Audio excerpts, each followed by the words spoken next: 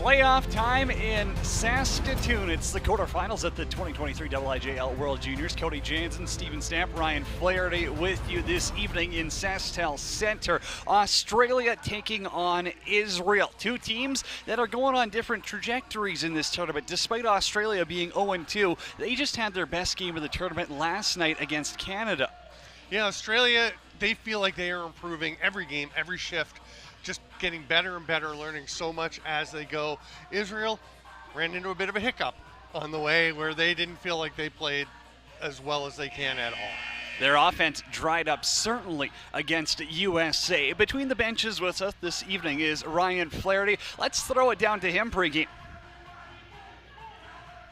Yeah, guys, you introduced it really well. It's a couple of interesting teams that are at kind of odd spots after a couple games here in the tournament. Australian coaches feel that they have really improved from game one to game two. They really liked the level of physicality and communication they saw from their team on the floor in yesterday's game against Canada. And despite the scoreline, that physical piece was certainly very real, as they heard from the Canadian team afterwards that a lot of those players were feeling pretty sore after last night's game. They want to see more of that from their team here tonight and see that improvement continue to grow here in this quarterfinal game. As for Israel, it really was a tale of two games, and head coach Stu Sturparn feels that they were playing too tentatively in their second game of the tournament, and that really cost them. They were a little too afraid about taking penalties, and they wanted to close that down. They want to find that fine balance here tonight and get back to the game that they played in game one. Guys?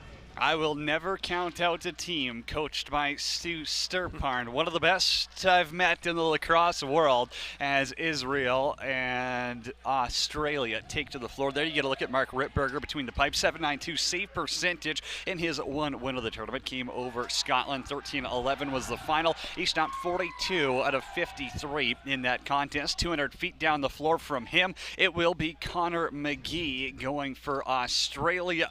The youngster out of Shido Park, standing at 5'8", but his save percentage .844 after a stellar performance against Poland. A 7-2 loss, just did not get the run support. Again, .844 save percentage for Connor McGee. He goes between the pipes for Australia. Stephen Stamp is with me in the booth, and partner, who's got the goaltending advantage in this one? Well, you know, you coming into the tournament, you'd say Israel, no question, because Rittberger's got the experience. He plays Junior A. He's more of a known quantity, but boy, the way Connor McGee played in that first game, he was awfully good. But I think you'd have to still go with Israel for the experience and for the, you know, Rittberger's played big games. He's played when the competition gets cranked up. Connor McGee, though, you just never know, right? When somebody can step up and have the game of a lifetime.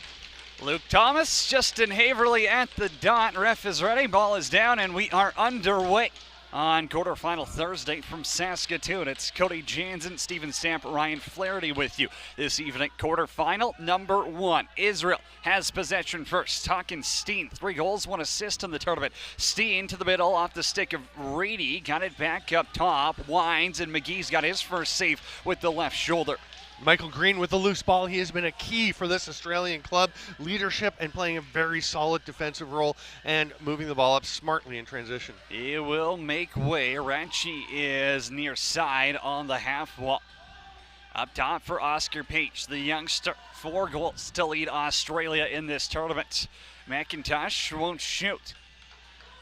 On the roll, light one on goal. Save is made by Mark Rittberger, and he's got his first stop on Jake Statham. Israel will push out. Both these teams like to run. Israel really likes to push the pace, although we talked about before, they don't want to make it, they don't want to run indiscriminately. Tompkins now inside feed, kicked back, and a low shot. McGee got a piece of that one as Jonas Kush tried to go low on McGee. Looked like McGee thought it might have slipped behind him. You could see it kind of popped out between his legs there. Good for him that they had the defender there, Butler, to pick that one up so that there were no Israelis who could get in and snag it, because you can reach into the crease, of course, with the international rules. Papazoglu, Statham on that far side, defended by Reach. Inside look, Hebig's got to peel back as the 210s are out in front. 3 on the shot clock, ball's on the turf, and now they're going to call a push on Israel. So Austria gets the reset, and Butler can get a little bit of space and find a man up top in the lengths of Ollie Kernigan. Kernigan's got a goal, 3 assists, 4 points in this tournament. He big in the corner. Statham, the big young man. Inside Australia, well, they'll get that shot, but it doesn't get through as it was blocked by the defender and Ashton Reich. And now a call is coming, probably an illegal substitution, and that's what it will be. Penalty coming up against Israel, and now their penalty kill will get tested. They're 8 for 15 on the PK in this tournament. And Israel took a bunch of illegal substitution penalties in their first game, and Stu Sturparn was saying afterwards, like, what are you saying? What are we doing? We feel like we're changing okay. And they weren't clear exactly what was happening, and it looked to me like they were tentative with their changes in the second game, and that cost them as well with not getting guys out in time. Australia power play, 3 for 12 in the tournament. Ollie McIntosh is near side. Ratchey up top. Hebig fires and scores. It's Dylan Hebig who draws first blood. Australia is up 1-0. And if I'm not mistaken, that's Australia's first lead. Did they get ahead on Canada? No, that's the first lead. All right, so the nice pass through the middle. Hebig has had a bunch of chances in the slot. He's only got 1 goal before this in the tournament, but he was ready for that one. He's been a little snake bit, but a really nice smooth release on that finish. Hebig, 3rd point of the tournament. Australia power play goal scored by number 10, Dylan Hebig. Assisted by Face-off violation on Israel, so Australia's going to get it right back, but turned over immediately. Israel ball as Weatherby works it up the floor. Benjamin Reedy peels back, waits for some help. Israel just gets their 5th forward on the floor now. Reedy's calling a play. Penalty's coming, so it should be 6-on-5. Now they'll get numbers out there. Steen to the middle, low to low. McGee with the save, and he falls back on it, but Israel going to the power play here with 12:04 left to go, quarter number 1. You were pointing out when we talked before the game that neither penalty kill has been particularly successful for these clubs. The power plays far more successful, so we'll see if Israel can even things back up early on here with their first opportunity with the extra man. Well, Australia's penalty kill is 7 for 15 in the tournament. The only saving grace is Israel's power play has been atrocious at 1 for 12 in this tournament. Jackson Baker for Hawkins-Steen, back up to Baker, cuts to the middle, low pick. Ball got blocked, back for Steen, backdoor feed, quick stick by Fonchuk. Pardon me, it's in the back of the net. Was not Josh Fonchuk on the back door. Israel jumps out to a lead, though, as I believe that was Easton Burns who got the quick stick in short side. Yeah, confirmed. Easton Burns with the quick catch and release. Another player who's had chances, but only 1 goal so far in the tournament. That'll give him 2. And he is a guy who can fill the net, who can light it up. So it's a good sign for them to get him started early. Israel's got their 2nd power play goal of the tournament. And now I believe behind the play, Israel's going to take an interference call, and the parade to the penalty box continues. That's a lot of penalties. Like I said, in 3 minutes and 20 seconds, 3 penalties. Haverly wants an explanation, but the replay shows it's pretty straightforward.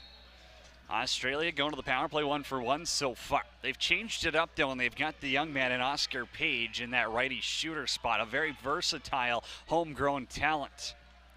Hebig up top for Kernigan. McIntosh over to Page.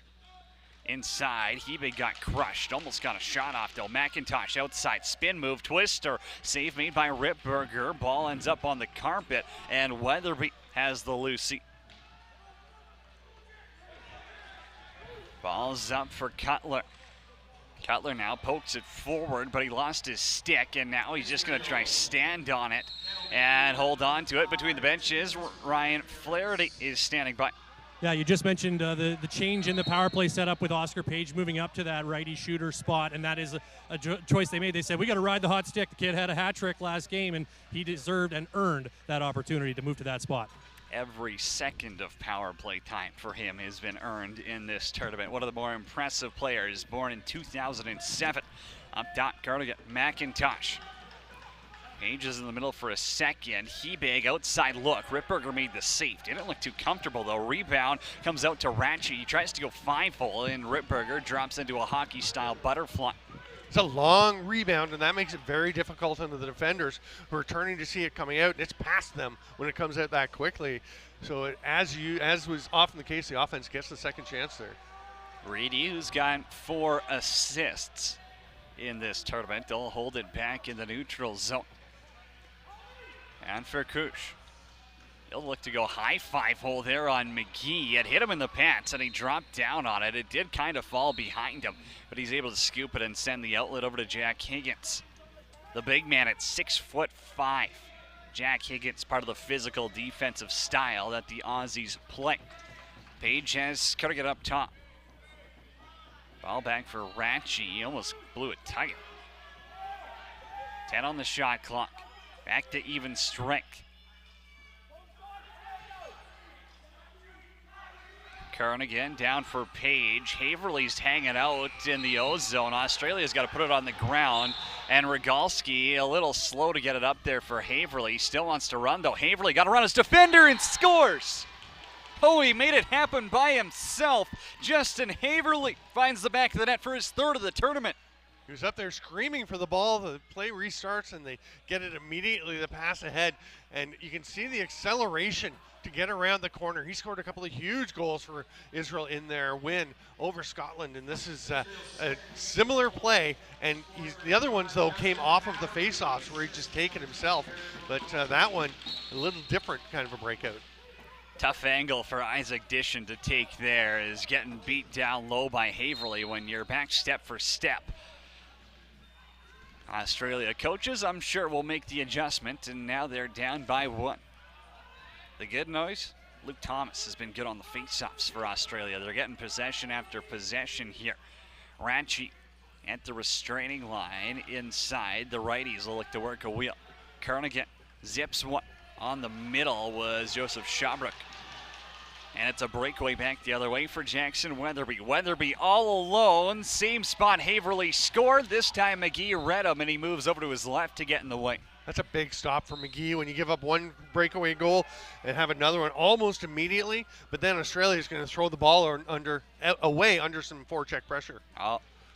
Ollie Kernigan rips this one down. Ben Reedy. 3 righties on the floor. Reedy thought about running right inside. Hockenstein caught it, but he was falling down, and they'll say he stepped in the crease on the way to getting a shot off. Now McGee just turned it over. Fodchuk was in there, took a healthy hack dunk attempt. Somehow that one doesn't go in. I thought they were calling a penalty on McGee for a slash. Got a healthy axe chop in on the arms of Fodchuk.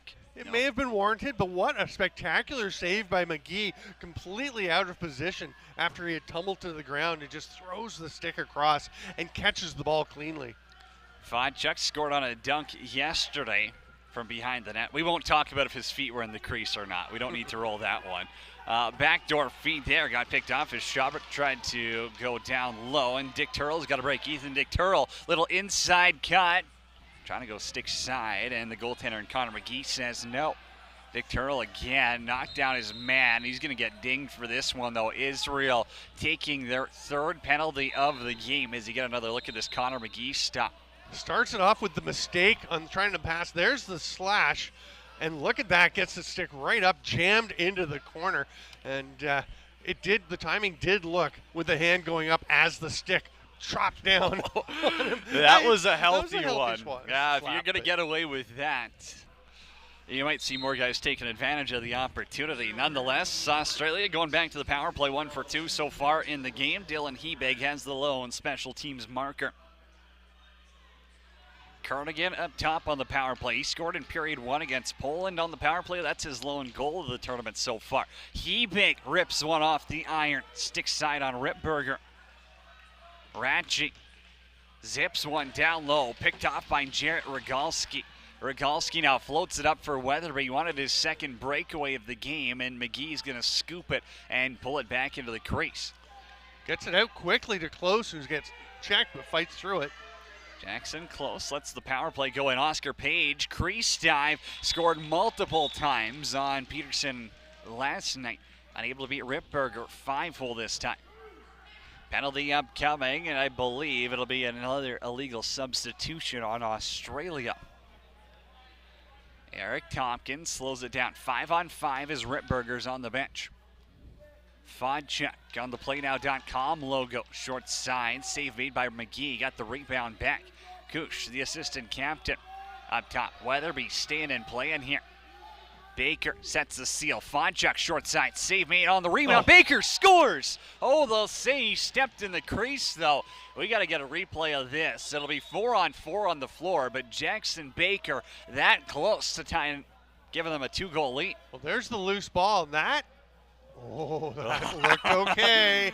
Oh, that looks pretty good. You see I the green. see green in between the white now, and the shoe. As he rolls up, we can't see it anymore, so benefit of the doubt, the ref is right there, but it looked okay as he was going forward. Tie goes to the runner. I want to see more goals, but we'll play 4-on-4 now for the next 37 seconds. Hawkins-Steen spins, attempts to go high 5-hole again. McGee's had a little bit of trouble with that. Some of those that are hitting him in the pants, he doesn't feel too comfortable right now. Yeah, he's making the stops, but you can see over and over again, he's seeming not sure of where the ball is. That's, again, a young goaltender, getting experience against way better shooters than he's had the opportunity to play against. Just more things happen with the ball. He also hasn't played in 2 days. I know that doesn't seem like a crazy amount of time, but in a short tournament, goaltenders are usually used to playing back-to-backs. Israel ball. We're on the power play now. Fodchuk short side rips it off the iron. Loves to shoot short side high, and boy, can he pull that one back. McGee didn't flinch. Baker's up top, shot clock gets reset. Hawkins-Steen and Ben Reedy are near side. Pardon me, it's Tompkins. Jackson Baker's up top, down for Fodchuk, a little behind him. Couldn't get a quick stick over in front. Tompkins had that one-timer go off the crossbar, and so there's 50 seconds left now in this Israel power play. Fodchuk works it in. Low to low, misses, and it comes out to Hawkins-Steen. Friendly bounce, quick stick, they score. Easton Burns, just like he scored earlier. Second power play marker of the game for Israel. They go up 3-1. Yeah, very similar on that back door. The difference, the height of the pass is this one right up by the ear. So he goes high to low and finds the spot being vacated by McGee's foot as he comes across hard to the near post. And Fodchuk made part of that happen. I loved a couple of things Fodchuk did on that one as well. One, when he got the pass, wanted the quick stick, immediately knew it was too far back, couldn't shoot, made a nice pass instead, then tracked down the loose ball off the rebound. Keep things going and get that second chance. Reish now trying to go stick side. McGee doesn't have to make a save on it as Close and Haverly were getting into it. Reedy will run it up on the logo here, and Israel up by 2, looking to extend on this lead. Again, they only scored 3 all game yesterday against the Americans. Kush up top for Burns, down to Fodchuk. Fodchuk spins around, inside feed. Had Steen cutting through there and couldn't connect to them in the slot. 5 on the shot clock. Burns and Kush battle, but it's going to be grabbed by Papazoglu. He'll cut in transition, runs into a check. Kind of got hauled down by Reedy there. A little bit of a bear hug. Ref says it's clean. Steen's back the other way. Rogalski's in front. Steen shoots. He'll peel some paint off the pipe, and the reset comes out for Eric Tompkins. Weatherby for the change. Steen scans the floor. You know, he's feeling a lot better today than he was yesterday. Loose ball's going to go into the crease, and they'll say Rogalski stepped in with his left foot, maybe, I thought and he was then touched clear it. and just reached in. Huh? But, again, the official's closer than us. Your guess is as good as mine. As Australia, they had issues against Canada turning the ball over, and they already have half a dozen turnovers in this opening quarter. Tompkins up top for Kush. Burns to Fodchuk. Fodchuk now drives. Little behind the back flip intended for Tompkins. That pass actually went off a defender. Reedy, one arm on his stick, ends up over with Fodchuk. Now far side off the crossbar. Rebound stopped by McGee. How many posts does Fodchuk have now? 3 or 4 in this quarter already. I think it's 3, but I mean, it could be 4. It is a bunch. Also, the Australians, they want to play that aggressive physical D, but that's another case. In that case, Austin Butler chasing out after the players, just leaving those lanes open. And we've seen it probably at least that is 3 or 4 times as well. Opportunity inside. Statham bounces it one. Transition opportunity. Israel's got a 2-on. Oh, and the save is made by McGee as Corbin Wiley opted not to pass it. Jackson Baker now caused turnover. It's on the ground for a second. Ethan Dictural's going to have to run back on the penalty box. The two of them interested in hitting each other instead of grabbing the loose balls, so Ben Reedy scoops it up. Reedy, far side, scores. Benjamin Reedy puts one in the back of the net, his first of the tournament, and it's 5-1. Yeah, he had 4 assists coming into this game, but this is a lovely touch, and nice job picking it up at full speed and realizing that the defender is coming. Matthew McIntosh racing over, gets the shot off early, and perfectly placed to the far side. You know, it doesn't feel like there's a massive difference between the two teams, but there are a ton of small things that is leading to Israel getting way out in front.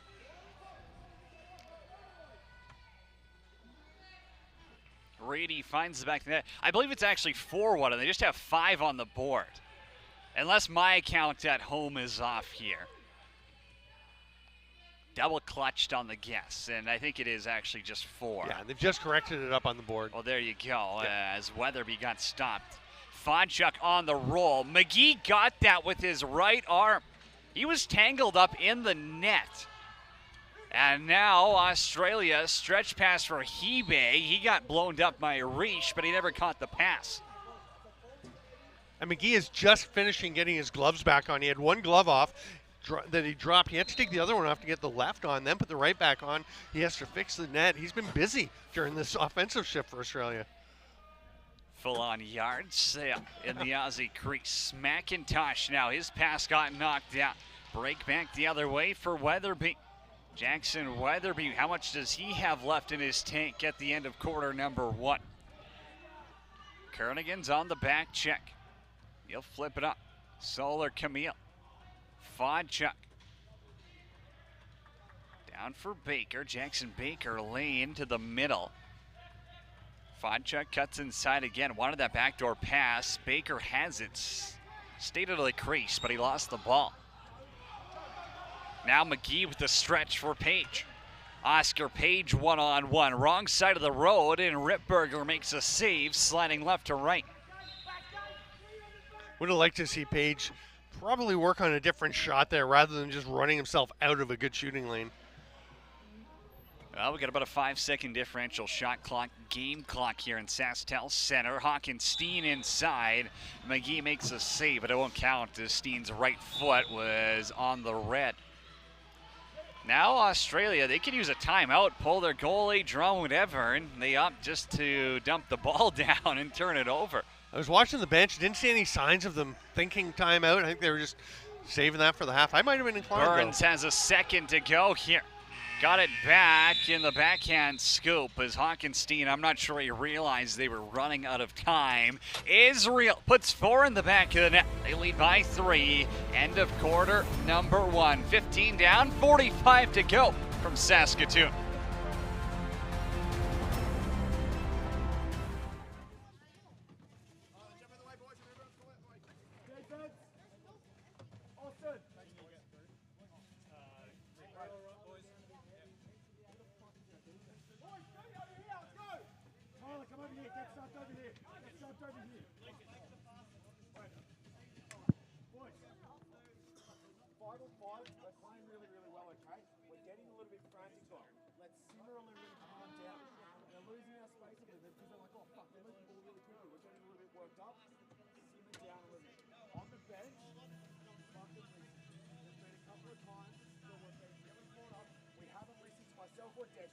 Open your ears, fucking listen.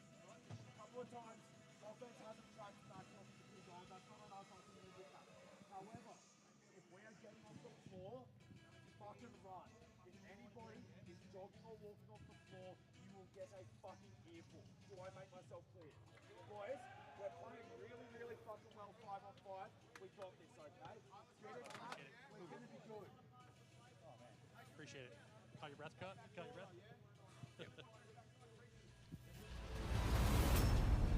Maximo Lacrosse is an official partner of the 2023 IIJL World Junior Lacrosse Championship. Visit o'neilllacrosse.com for all your lacrosse goaltending needs. Now let's go down to the floor. Ryan Flaherty standing by.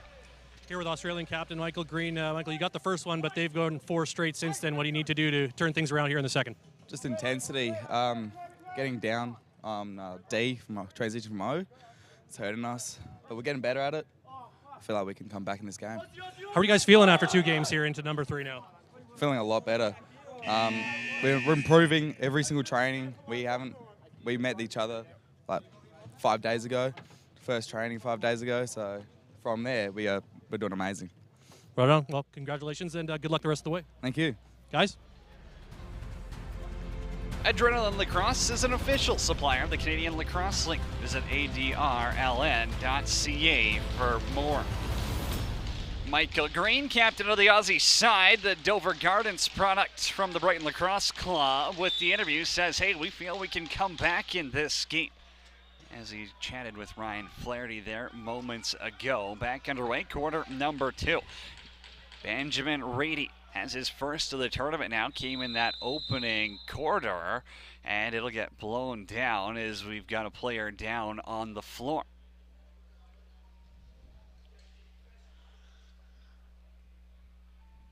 So Australia with the player down. There's Michael Green, who's been outstanding for Australia, and you can hear he was talking about, every training, every time they're getting together, they're getting better.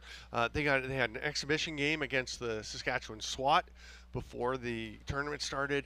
They've had a ton of training sessions. They're putting a lot of work in, and they're very excited about what they've got going on here. Luke Thomas is up, being helped off. The main face-off main for Australia in this tournament, but Dylan Hebig can step in as well at the dot. Hebig around 50%. But Luke Thomas, the big man, sitting at 6'1", at 200, gets helped off. We'll keep an eye on that. He's not heading down the tunnel, so it makes me believe he's not going anywhere in this quarterfinal. Jackson Baker now. Fodchuk opens up space. Baker to the middle, just wide as he tries to pull it across the body. Baker on Papazoglu. Has to be careful with that free hand. Now he hauls him down, and that's going to be a penalty on Baker. Pass goes off page. Baker touches up, but he knows exactly where to jog to. It's pretty handy for him as he was only a few steps away from the bench. And it's right there. He goes over the top, and not a vicious check to draw a penalty there, but definitely affected the player being able to stay up. Papazoglu has spent more time on the turf than the ball, I think, in this tournament. He has really been dinged up a little bit, but he's moving much better today than he was the other day. Ollie Kernigan's up top on the power play. Page and Hebig are on his left. Australia 1 for 3 with the man advantage. Kernigan has room to shoot, lets it go. Rittberger makes the save.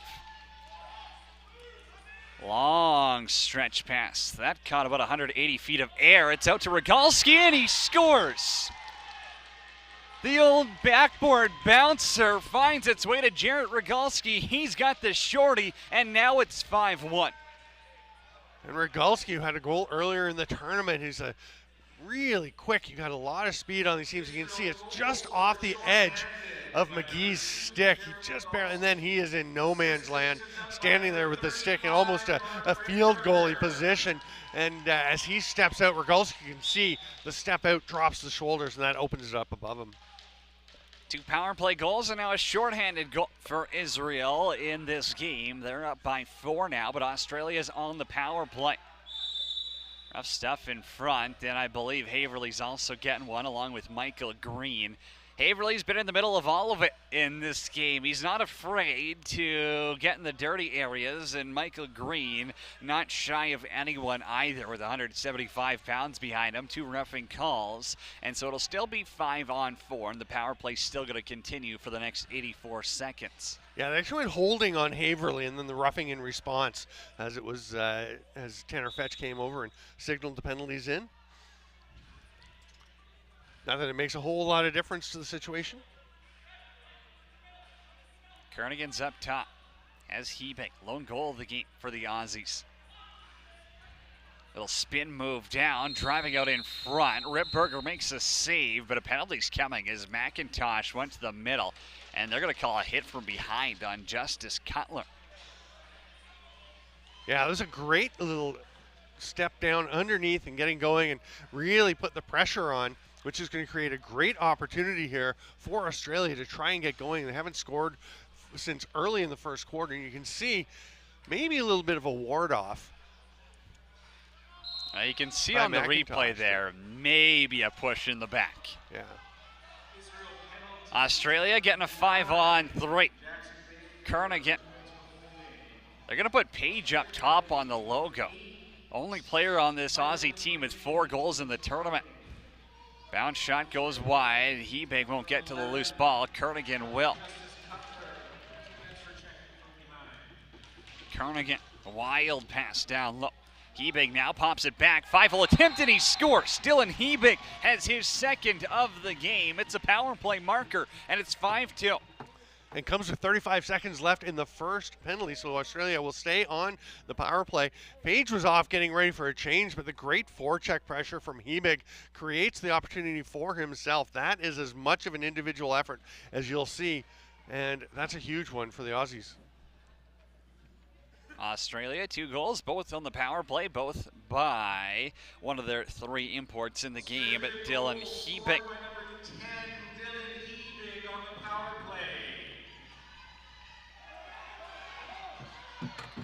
Chaos in front of the Aussie bench, and I believe they'll call that over and back. So it'll be Israel ball. Shorthanded for the next minute 17. Bundy is, well, he thought about staying up there for a bit, but they had 3 righties on the floor. And that's just a crushing turnover. When you're on the power play, you're down, and you just throw it to the area of 3 players, none of whom are looking at you, and can't adjust in time to get it back. Tompkins off the pick and roll, ends up behind the goal line. Verstein now. Shot clock winding down, put it on net. McGee comfortably makes the save, but he leaves the rebound for a free game. And now Dick Turl's not going to run up on the loose ball. He was running to the bench for a change. Changed his mind pretty quickly once he realized what was coming up. He was on the D side as well, yeah. So I'm not sure who he was changing for in that scenario, but the power play goes back to work for Australia. 30 seconds left on the man advantage. Down by 3, chance to claw their way back. Kernigan inside, Hebig's there for the hand trick, and he's got it. Dylan Hebig, the hometown boy, has 3 for Australia. It's a beautiful change of planes with the stick just dropping the head and then going back up high. Catches the pass low and almost like a little swoop. This is going to be a good angle. You can see he kind of lowers his hips and sweeps the stick down, then up. Gets Ripberger dropping up into the top corner, and Australia takes maximum advantage of those back-to-back penalties.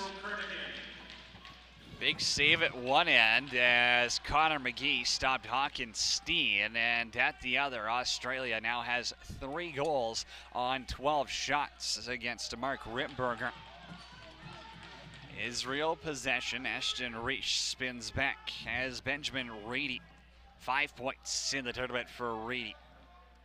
Solar Camille's on his right. Now Jackson Baker gets out there as well. Haven't seen as much Josh Fodchuk this quarter, but they have been shorthanded a fair amount. Solar Camille wants a lane, trying to go short side. Might have had a tiny bit of space, but McGee got his left pad in the way. Back for Steen. Trying to cut around Butler. Steen's got a lane to the net. Around dish into the net, and he scores. A little bit of a crease hop by Hawkins-Steen restores the 3-goal lead for Israel. And again, that quick first step makes such a difference. Hawkins-Steen, you can see he finds the lane. It becomes his eyes open wide. Underneath he goes, and then it's pretty easy, honestly, as he jumps in there and has McGee at his mercy. You get up above the goalie. There's so many options for where you can go. Well, 2 stars in this game, Dylan Hebig and Hawkins-Steen, as Haverly is going to go the other way. We'll check in with Ryan Flaherty in a second to tell us about those 2 guys who he's quite familiar with. Israel possession, though, looking to build on this league. Fodchuk over the goal. Steen's got the rebound, one arm on his stick, put it on net as he cut through the crease and touched the ball. All right, Ryan Flaherty's between the benches. I'm sure you got a fun fact on one of those two. Yeah, you know what? Dylan Hebig told me earlier this week, his coaches with the SWAT told him if you want to play in Junior A, you got to play defense right now. Well, if he keeps this up the way he's going tonight and keeps putting the ball in the net, it might be a different message going into next season because that's where he ultimately wants to be. But he said, I'm a team guy, so I'll play wherever they want me to play. He's been a face-off and defense guy this year, but he's still got 3 years of eligibility left, so wouldn't be surprised to see him playing up front in the next year or two. Defense isn't fun as Cutler got stopped on the breakaway, and McGee the outlet pass and just ahead of Papazoglou. If that would have hit him, again, we're talking about difference makers and momentum swings. Australia's one strike away from changing the feel of this game. They've had success on the power play. Outside of that, though, they haven't had a ton of 5-on-5 offensive luck. Israel now, Steen, swim move behind the back, and he scores. Hopkins Steen with the BTB. He's got 2 in the game. And you can just see when a player is really feeling it. He got the last goal on that duck underneath, the swim move there. And he's really quick as he flies around in the slot. And he's pretty stoked to have gotten that one. And what a difference maker. You're saying, you know, those little tiny changes. Australia misses on the outlet pass by just a bit. Israel comes down and takes advantage of their opportunity. Hawkinstein's got 5 in the tournament now. Israel's third game, they're 1-1 up until this point. Josh Fodchuk. Dozen on the shot clock. Benjamin Reedy down the middle, has to leave it in the crease though. Yeah, illegal pick called. I was just thinking, wow, that is a wide open lane. That's because of the illegal pick doubled over one of the Australian defenders who would have been checking him. Butler with a couple of seconds to spare, but Fodchuk, they've got that wrap check, as you like to call it. Fodchuk and Baker have both caused turnovers for the past 3 days with that, and I think it's becoming a little bit more common, especially when players know they've got a step as the back checker. Efficient for some. Kernigan was backdoor. They couldn't hit him with the pass as Jake Statham took the shot on goal. Ripberger makes a save. Fodchuk with the outlet, and now he'll continue his extended shift. Rogalski, Baker, Twister scores! Jackson Baker gets in on the goal fun, and Israel has 8. And what a move. Perfect timing pass, gets it across, and Baker just beats the defenders as a group. I say defenders intentionally because it seems like they've just kind of lost track of him, and that's been an issue for Australia, losing track of guys in the middle. And again, so much of that is players new to box lacrosse and trying to work as a unit on defense. When it's working, it's great. You get that physical play, but when it's not, they can really get exposed. Jackson Baker's got his 3rd in 3 games, and talking with him, he knows he has another level. He can be a lot better. In that game against the USA, he said they were all gripping their sticks a little too tight, and you could definitely tell where they didn't look comfortable from the get-go, and their defense and goaltending certainly wasn't up to par for what we're used to seeing from this Israel side. Offense for Australia goes to work, trying to stop the bleeding here. Hebing, the only goal scorer in white today. On the roll, Ripberger got it, but he's falling to his right. Australia really seems to be making an emphasis at this point of getting off the floor. Down for Tompkins, little crease dive attempt. And there you see the crease dive. It's a very effective play, but you have to have a better angle, and a lot of these players don't have the opportunity to practice crease dives, so the angle Tompkins took at diving towards the net is not going to work. Australia only has 2 players on the floor. They're just getting the rest out now. Big Terrell for Cutler. Cutler cuts back, and he scores. Justice Cutler finds the back of the net, his first of the tournament, and Israel is piling it on. It's 9-3. Jack Stokes is indicating to Wade Hammond that he'd like to take a timeout here. Yeah, and they're going to get a timeout. And that's again, I mentioned Australia only had 2 players on the floor at one point. They're getting them out. And Stokes was talking, we could hear him in the intermission break, the period break, talking to his team about coming off, get off the floor. He said, if you're walking or jogging to the bench, you can just stay here. Okay, Sorry, I was talking because I thought they were going to get the timeout, and it looked like they were going to actually blow play in. But, yeah, he was emphatic. You get off the floor and let other guys get on. And obviously people got off the floor there. They just didn't get on. And that's one of the things is you play a tournament, play a lot of games. They've traveled. The mental side of the game can be very tiring as well. So, who's that on? Is that on the person at the door who's counting them out? Is that on the players themselves? Is that on the coach? Because obviously there's communication issues. Yeah, I mean, I think it's partly that you've just got to it's on both, I guess, as we're taking a look here at Austin Burns and the damage that he's done. And the guy on the door has to take some responsibility, but the players, he's got a lot going on as well as a coach. So you've got to pay attention as the players and be ready to go. You can't just rely on somebody tapping you on the back to go. You need to be ready to step out that door. Easton Burns loved by his teammates there. As you see, it smiles all around on the Israel bench. They know they're on pace for their biggest offensive output. They beat Scotland 13-11 earlier in the tournament. They might put up 13 by the end of this second quarter. Yeah, they've had, I mean, that Group B, the blue group, as I like to call them, because it was Israel, Scotland, and the U.S., all predominantly blue jerseys. They had a very competitive group. And you know, Poland and Australia both a lot of more new players, younger teams, and they haven't had the opportunities to really run it up, but they're going to love getting their confidence back after a really tough second game. Ollie Kernigan, loose ball off the face-off, and it's up for Butler. Now Australia again, slow to get a fifth player out. As Oscar Page dumps this one down for Kernigan. Up top, it's Shabrick. Push back, Page has it, 7 on the shot clock. Kernigan now trying to drive low. Reich won't let him do that, and his pass across the floor has Bundy running up on it. You know, Bundy wants to go with speed, and he hasn't had too many transition opportunities yet, but if he gets them, he can generate breakaways with his feet. Here's Jackson Baker, crease dive, scores. A first-class flight through the crease for Jackson Baker, and it's 10-3 Israel. And that is the angle you were talking about earlier of knowing where to go. You can see Baker gets underneath, a nice pick from Easton Burns, who's doing it on both with the ball and without, and a dive across, reaches full extension. Baker, not the tallest guy, but makes his stick get out to the very far side of the crease to tuck that one home. Smiles all around on the blue bench as Stu Sturparn has his team prepared. And talking with him prior this week, he said, I really don't care how we end the round robin. It's how we play in the final 3 days that I care about. And he's got his team ready to go here in the quarterfinals. Now it's Reedy trying to go to the backhand on that crease dive, but they're going to be calling a penalty on Australia. We saw a push in the back that was called, and we thought it might have been a little close. And this one, Luke Thomas is now going to the sin bin. Yeah, it's going to be a slashing call on Thomas. I believe they said holding. He went Banner to the fetch signal slash. Oh, he went to the bench there. He had holding his arm.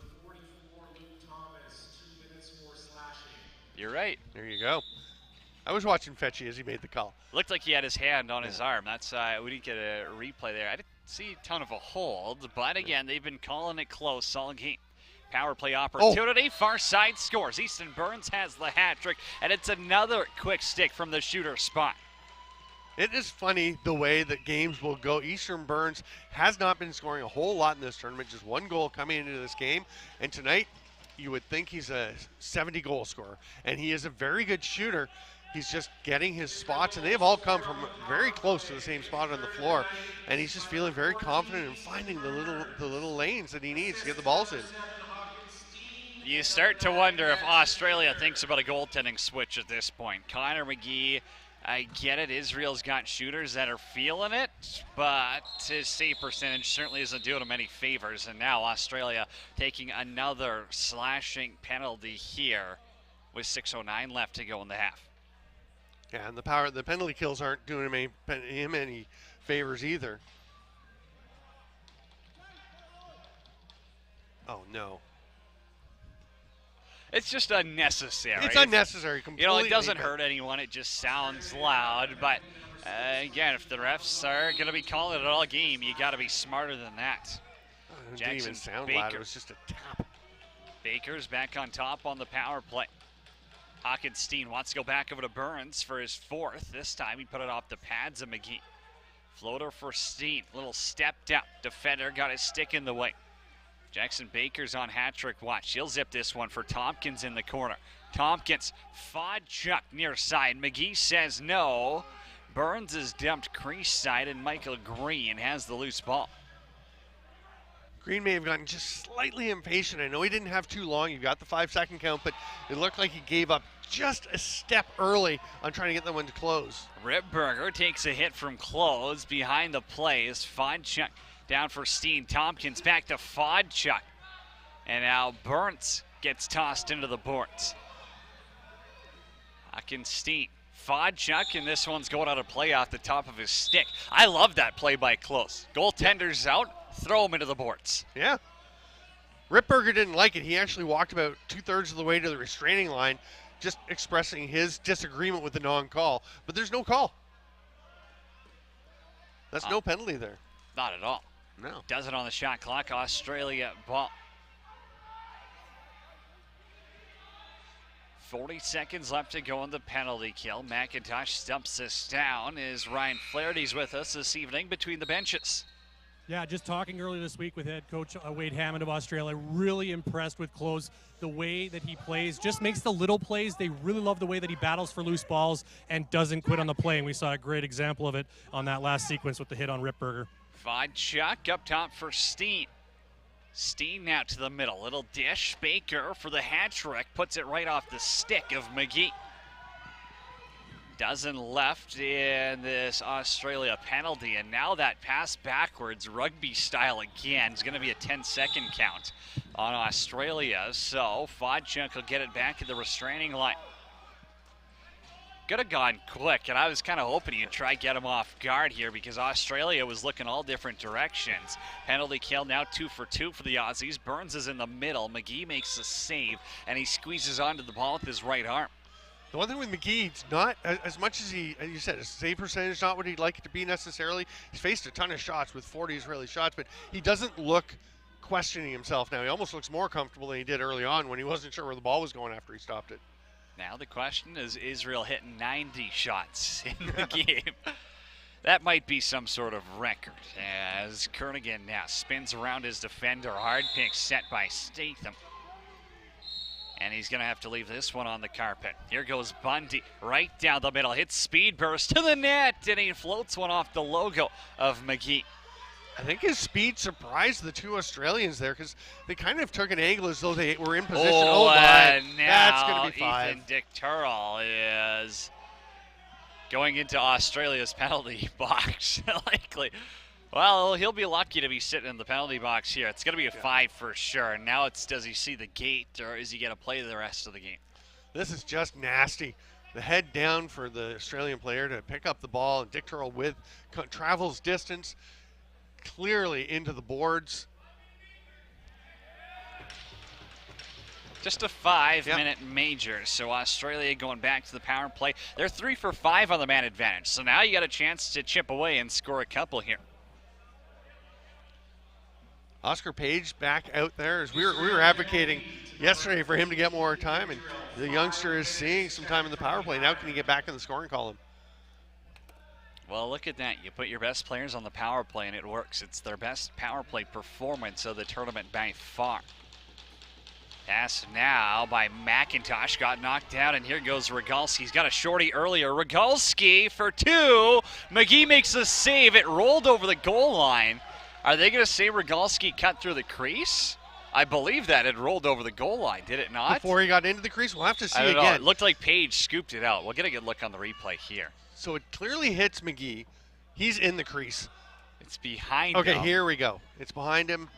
That's... No, that's good. It's a good call. He was in the crease before it got in. Yeah, that's totally fair. That's a terrific call. Tanner Fetch is in the right spot and makes the right decision. Power play continues, though. Kernaghan down low for Page. Crease dive without the ball. Little credit to Page, too, in the hustle backs. I think he did affect Rogalski's shot. Benjamin Reedy, Stu Sturparn saying go. Play in transition. Steen now bounces this one wide as he tried to go short side on McGee. Australia wants to keep the track meet alive, and they score.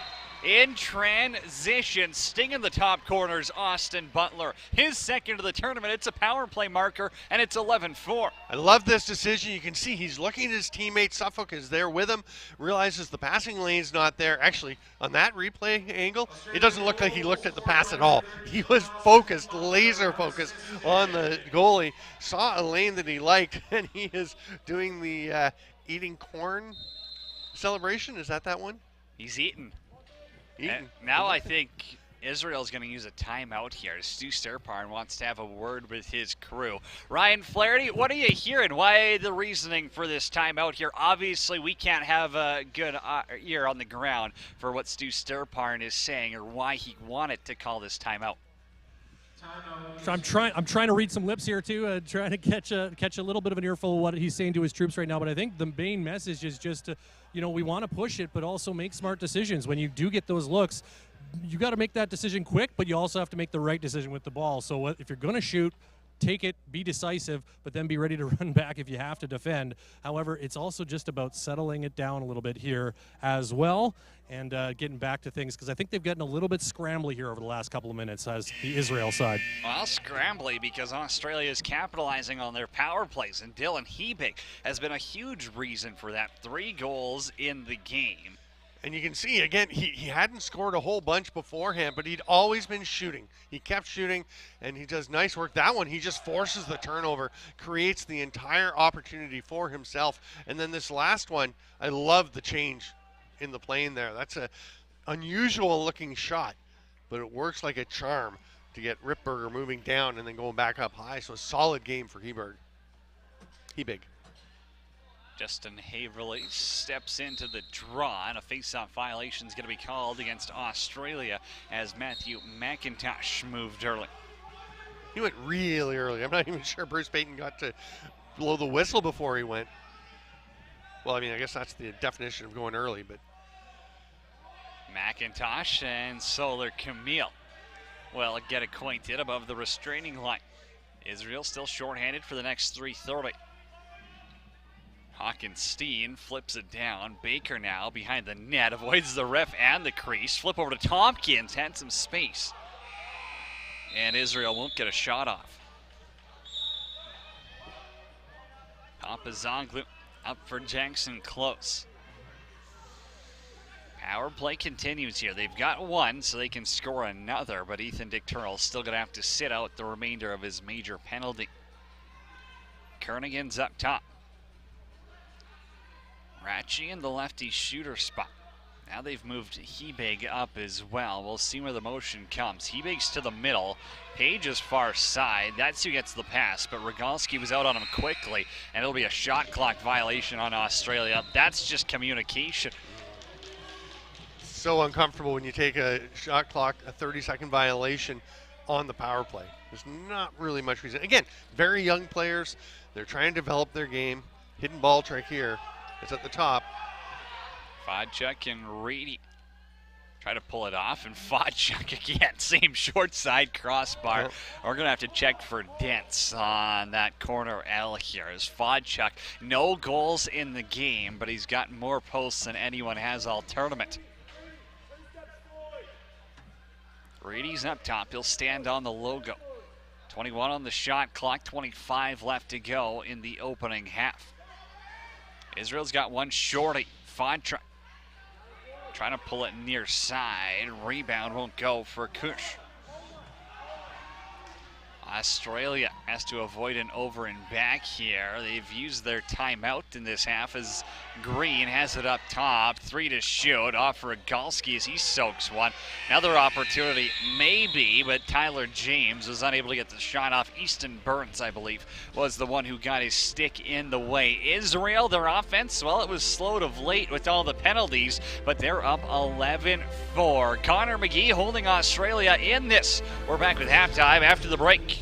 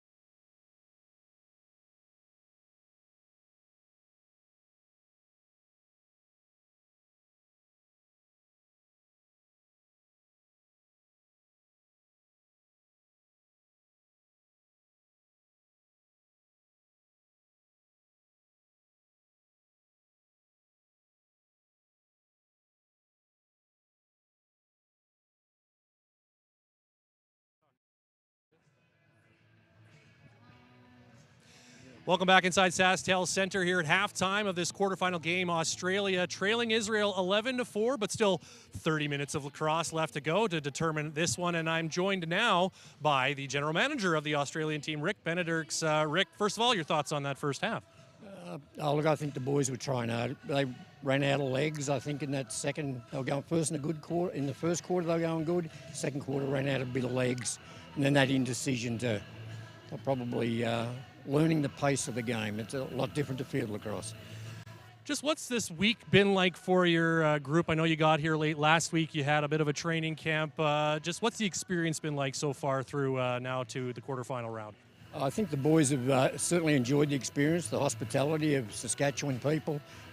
They certainly have learned a lot, and that's what they're here for. They're here to learn the game of box lacrosse, and that's what they're doing every time they go out on the floor for practice or for a game. No matter who I talk to, it seems like from whatever team, they just keep coming back to saying how much fun your group is to be around and interact with. Is that an important piece, is to make sure you're learning, but also that you're enjoying yourself while you're doing it? I think if they don't enjoy it, they certainly won't come back. But I want these boys to go back to Australia and tell all the fellas down there how good of experience it was here and get involved in box lacrosse. That's what it's all about. It's been a couple of years now. I think this is your third time, I believe, at this event, and you were in Winnipeg last year. What have you learned, I guess, from year to year about preparing and assembling a team for an event like this?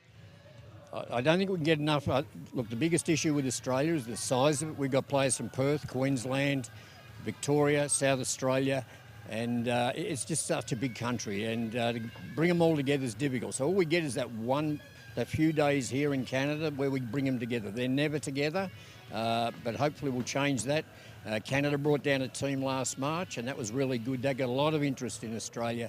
They're coming back again in 24, and we'll grow the junior part of box lacrosse. And I understand perhaps there's a hope that maybe one or two of your players might come over here and play next summer as well. Is that something that you're trying to get working as well? No, we certainly want that, but we want some Canadian boys to come down to Australia, and that's what we'll get. If we lift the standard of our game, that'll help us domestically, and then we bring a better squad back to the next ones next year. And that's the interaction. The boys make great friendships, and that's how we'll grow the game. Well, it's certainly been fun to watch your team out here this week, and I know they seem to be enjoying themselves. I think everyone else is enjoying watching them play as well. Thanks so much for doing this, and good luck the rest of the week. Enjoy the rest of your time here. Thanks for having me. Guys, that's Rick Benedicts, the general manager of the Australian team. Halftime here inside SaskTel Center. Australia trailing Israel 11-4. We'll send it to break. We'll have halftime highlights coming right up. You're watching the IIJL World Junior Championship.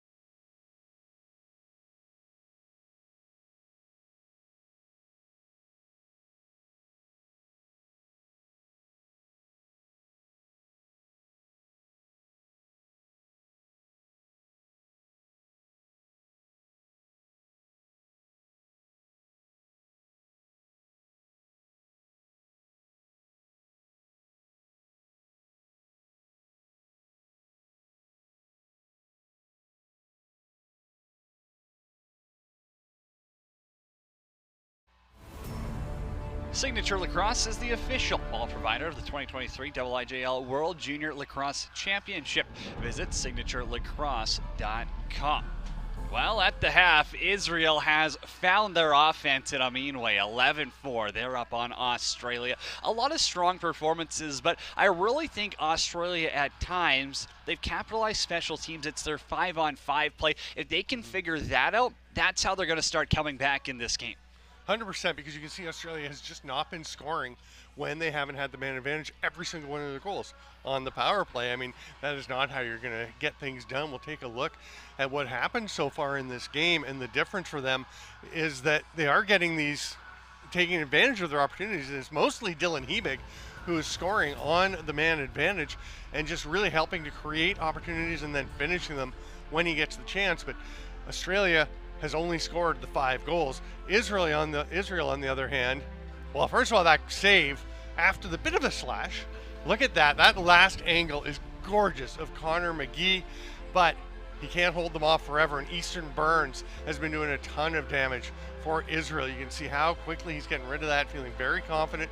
I love that Burns, one of the goals was the pick guy too. Came and set the pick to let I think Fawchuk go underneath. And you got to love seeing a guy who's contributing to both of those, not just scoring. And that one is just the long outlet pass and a tough break for McGee as it tips off his stick, but Israel taking advantage of their chances.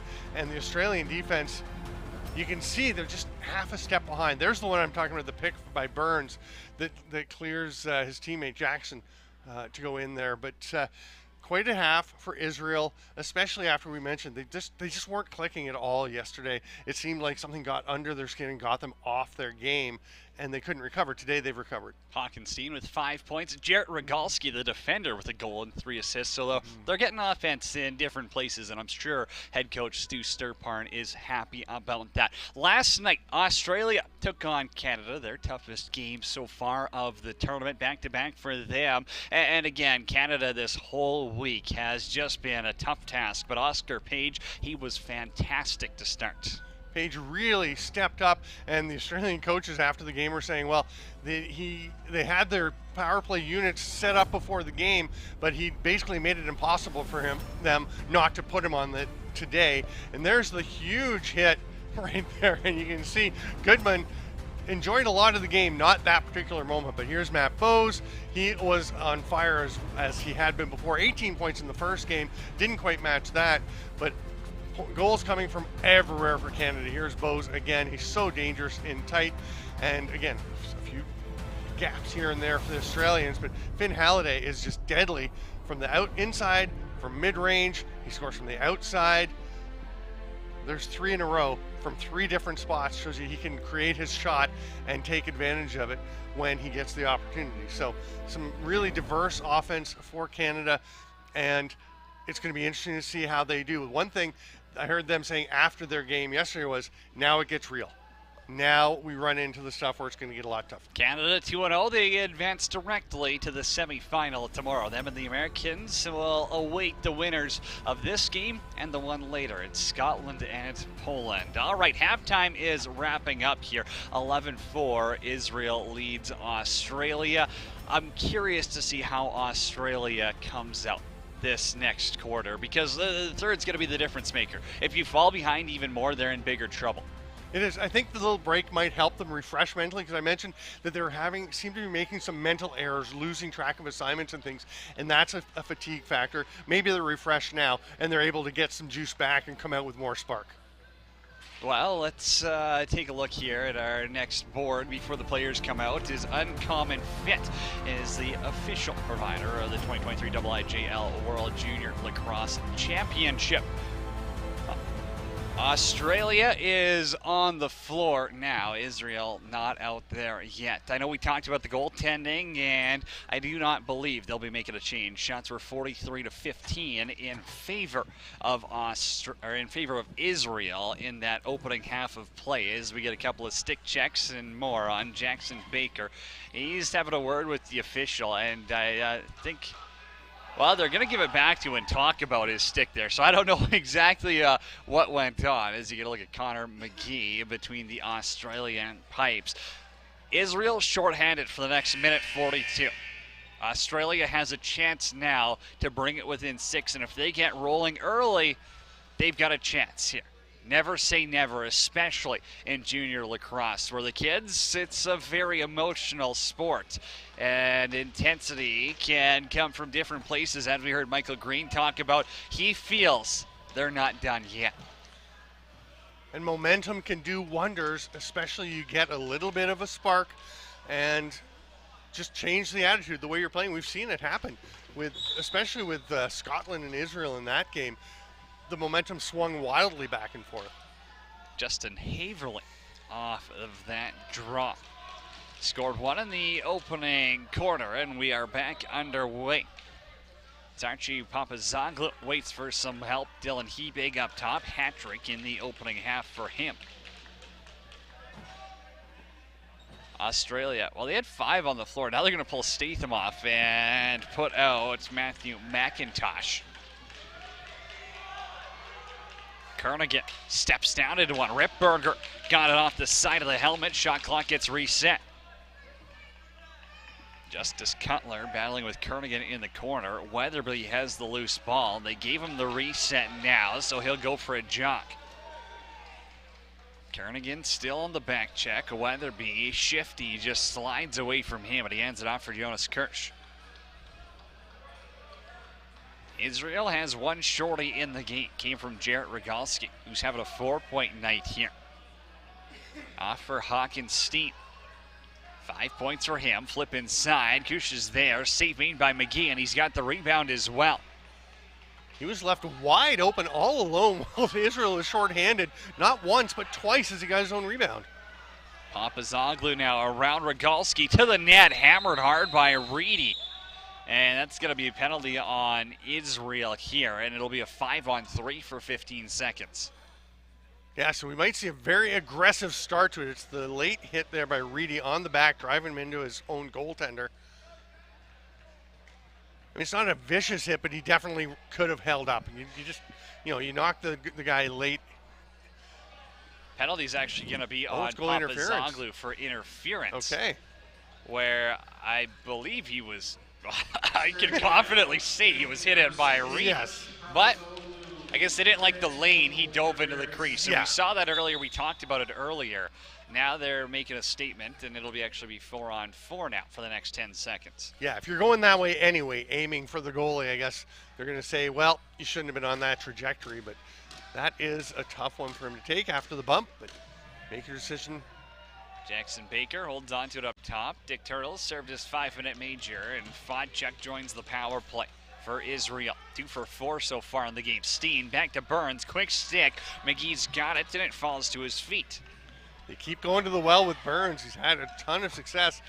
Oh, and the Australians just having trouble completing their passes, and that could be huge for them to be able to get that one that completed. But Ripper loses his helmet as he makes a hit on close, trying to set the pick.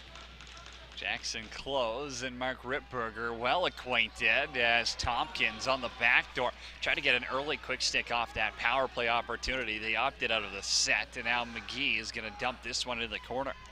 Really good idea by McGee to try to lead. Here's the helmet coming off. You'll see Ripberger step out on the replay to make a pick here. Oh, no, we're back to live. Sorry, I thought we were going to the replay. It's just my imagination acting up.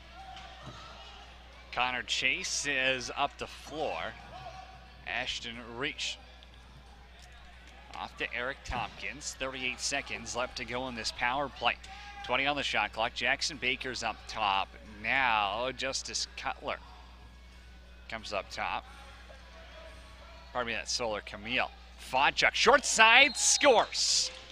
He's hit the crossbar enough times. He finally finds Twine, and it's 12 for Israel. And we've seen quite a few Israel goals where they've got McGee moving, where they're diving, they're going quick stick. He's having to adjust. This one is just a pure snipe. McGee's there. He's set. He's got lots of time. You can see the step that McGee takes to his right. That is a great subtle fake by Fodchuk and just picks his spot perfectly. You can just see a sigh of relief on Fodchuk as he gets a high five from Stu Sturpar, and he knows he's been shooting the ball well. It just hasn't been dropping. Weatherby back the other way. Pushed out by Green. Up top, Solar Camille. Baker's going to cut through the middle with the lefties. Weatherby. Burns now, a high to low. McGee lost it for a second as it rolled to his right. Now Green's just going to dump this one down to Mark Rittberger. Rittberger, he's got his head out looking for Jackson Close, thinking he might be coming to try and find him one more time, but he's nowhere to be found. Kirsch down for Weatherby to Jackson Baker. His 2 goals came in quarter number 2. On the roll, and it's in the back of the net as Ariel Solar Camille has won it. It's 13-4 for Israel. That'll be Solar Camille's first point of the game. He's pretty happy to get that monkey off of that. Or is it Burns again? Oh, it is Solar Camille. Assist to number 9. Here's McGee moving across, and wow, that is a really nicely spotted ball. McGee even getting out off the goal line, getting the arc, trying to take away the angle, and Solar Camille just hit his spot perfectly. And hopefully that's a confidence booster for him because he's looked, a little like a new guy to the box in some of his games, and he is starting to look a little more comfortable all the time that he's out there. Hawkins Steen as the A team is back on the floor. Rady wants to drive, far side, had a little bit of space, bounced it off target though. Fodchuk now lost it as he tried to run before he caught the loose ball. Papazoglu zips this one up for close. Joseph Shabrook, the trailer. As Dylan Hebing cutting through the middle, it's over to Page instead. Page. Kernigan, 7 on the shot clock. Rogalski's all over him. Hebing now on goal, and Rittberger makes the stop. Australia had 4 righties out on that shift, and it really seemed to confound them as to what they should do, getting themselves caught in that situation. Kirsch up top for Steen. Steen now throws a turf burner over to Fodchuk. Thought about shooting it, won't do so. Up top, McGee's got to make the stop. Rebounds free game. Rogalski got it back on goal, and he got his own rebound as well. Kirsch is up top, and they'll reuse the 30-second clock here. Hawkins Steen cut inside. Bouncer scores. Hawkins Steen's got the hat trick, and Israel has another. Nice little slip move here, and Steen with the bouncer. Perfect placement. You can see he almost initiates the contact with Austin Butler and then is able to slough him off with that shoulder. Just a little shrug to get clear and be able to swim back the other way, and that created tons of space for him to get that overhand shot. Assist to number 9, Jackson Baker.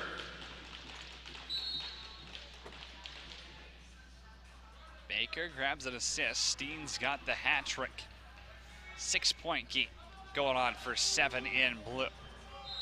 Papazoglu, oh, it was over the half line for sure, and that'll be an over and back. Weatherby leaves it for Tompkins. Couple of outlaws on the floor. Steen's up top. Burns. Pick is set by Solar Camille. Hawkins Steen, does he want more? Wrong side of the highway, got it on goal. McGee with the right pad kicks it out. Steen now behind the net. Solar Camille in the middle, and he scores. Putting it behind the feet of Connor McGee. Solar Camille's got his second. Wow, and that's, it was 5-3 at one point. Australia had battled back into this. It's now a 10-1 run for Australia. And Solar Camille, the last one was a really beautifully placed ball. This one is a bit more of just, well, actually, that's pretty nice right up into the top corner on the bouncer. And he is stoked. Man, I thought it was just kind of a dump on the net, but no, it's pretty well bounced on the offside. And boy, Connor McGee, who was looking pretty sharp and comfortable early in the game, really having a tough time. Kernigan now. Good work by Bundy on the back check, but a call's going to be coming on Cutler. Slash will be the call, I believe, on Justice Cutler. So Australia going back to the power play, 4 for 6 in this game. Yeah, you'll see Cutler come in, just comes down with the stick. Now, at first I didn't really see it, but Tanner Fetch was right there, and I got to agree with that call. He came down on the leg. Once you get down below the waist, the chances of getting called rise dramatically. We've had good reffing this tournament. Yeah. I think, again, I feel I'm the ref's harshest critic from up in the broadcast booth at times. I think all week it's been phenomenal.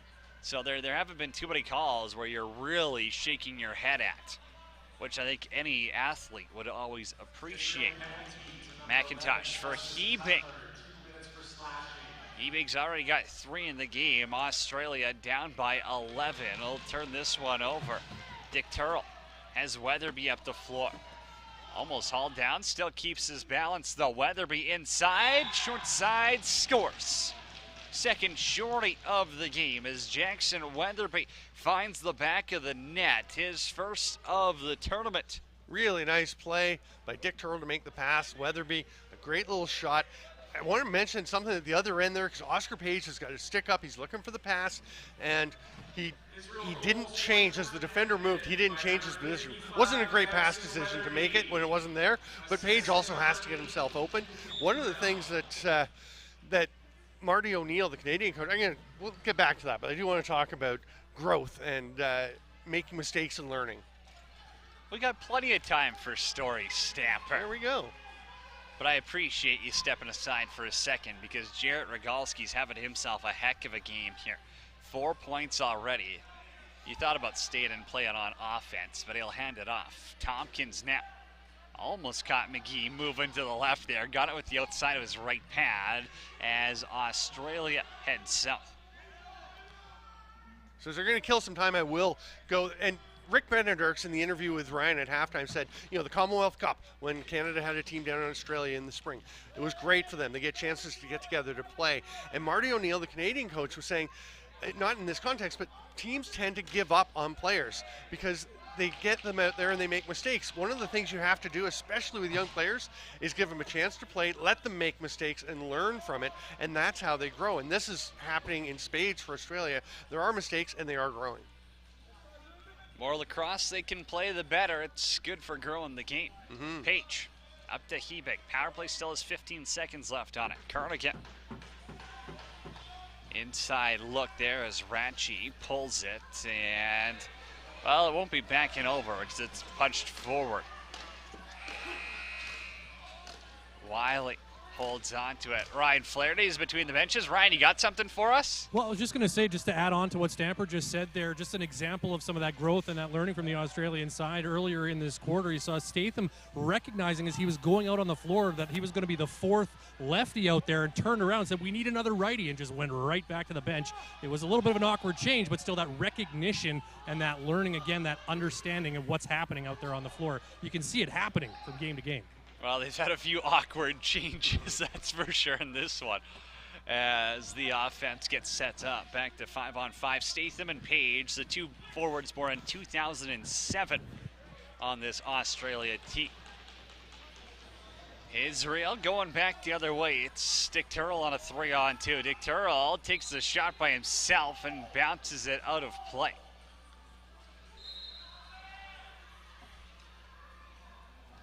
16-4, Israel late.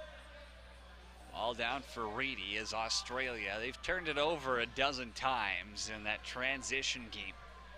Breakouts are definitely something they'll be working on before what could be a look at their consolation final on Saturday for 5th place. Jackson Baker around the defender. He's on the hunt for 3. Zips one back for Tompkins over his head. Solar Camille put it on goal. Saved by McGee. Kick back to Baker, who buzzes the tower of McGee. Hockenstein's up top. Israel not even thinking about using the full 30 clock here. They want to keep tacking them on. Tompkins on net. Rebound goes skyward and ends up out of play.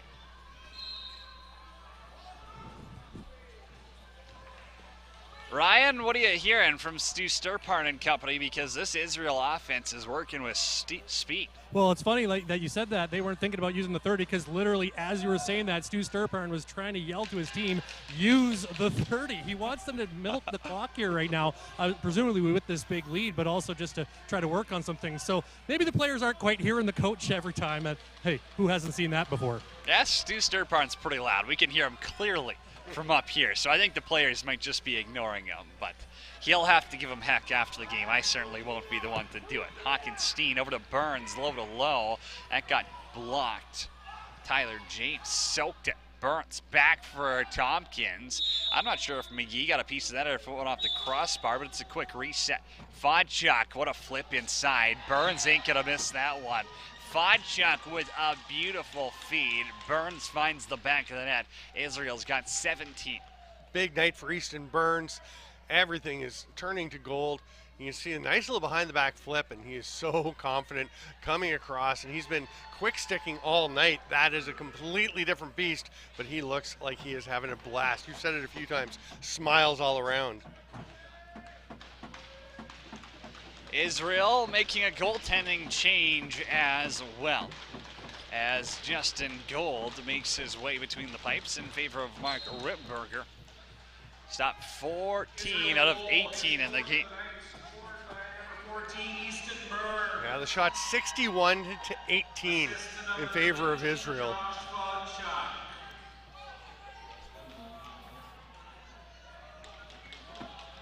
Justin Gold between the pipes, but Australia is going to have to play some defense here as McGee is going to make that save on Kush. Jack Higgins now grabs the loose ball, and the big man leaves it for Archie Ratchie. Gus Ratchie, pardon me. Shawbrook. Through Statham.